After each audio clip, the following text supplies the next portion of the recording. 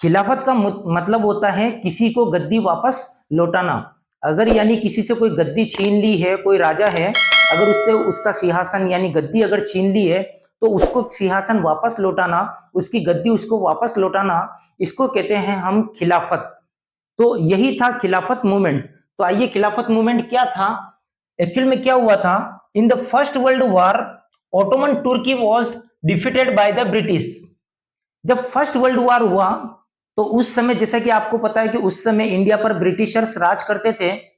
तो first world war में क्या हुआ, ब्रिटिशर्स ने जो तुर्की का जो सुल्तान जो था, राजा जो था, उसको हरा दिया था। एक तरह से फर्स्ट वर्ल्ड वॉर में तुर्की हार चुका था।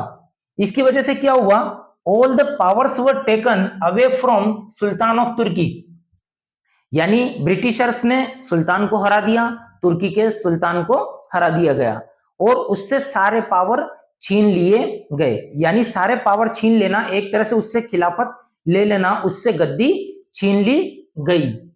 इसलिए, और वो कौन थे, he was the spiritual head of the Islamic world, the khalifas. एक तरह से आध्यात्मिक गुरु कह सकते हैं उनको, या रिलीजियस हेड कह सकते हैं मुस्लिम्स के। तो इस तरह से देखा जाए तो खलीफा की पोजीशन डाउन हो चुकी थी। अब अगर देखा जाए तो खलीफा की पोजीशन डाउन होना यानी मुस्लिम्स की पोजीशन डाउन होना। इसीलिए क्या हुआ, अपने देश में भी Indian Muslims started a powerful movement against the British called the खिलाफत मूवमेंट। तो इसीलिए अंग्रेजों के खिलाफ जो अपने इंडियन मुस्लिम्स ने भी, देश के मुस्लिम्स ने भी अंग्रेजों के खिलाफ एक मूवमेंट चलाया और इसी मूवमेंट को खिलाफत मूवमेंट के नाम से जाना जाता है। यानी देखा जाए तो फर्स्ट वर्ल्ड वॉर हुआ, फर्स्ट वर्ल्ड वॉर में तुर्की हार गया। तुर्की का जो सुल्तान जो था वो स्पिरिचुअल हेड यानी धार्मिक नेता था मुस्लिम्स का। अब उसकी पोजीशन डाउन हो चुकी थी, तो उसकी पोजीशन डाउन होना यानी मुस्लिम्स की पोजीशन डाउन होना। तो इसलिए इंडियन मुस्लिम्स ने अंग्रेजों के खिलाफ यानी ब्रिटिश के खिलाफ एक मूवमेंट चलाया था इंडिया के अंदर, और इसी मूवमेंट को हम खिलाफत मूवमेंट कहते हैं।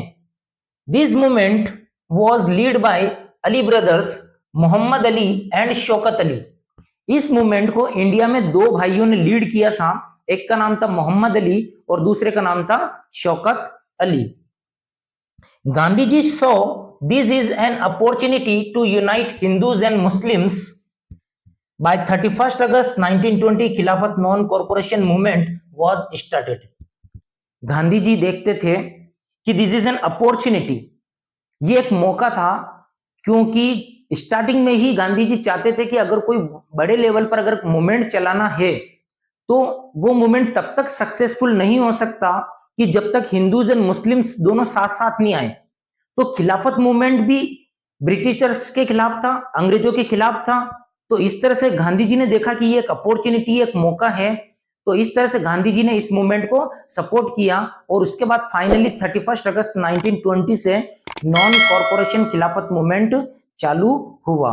तो ये था खिलाफत मूवमेंट।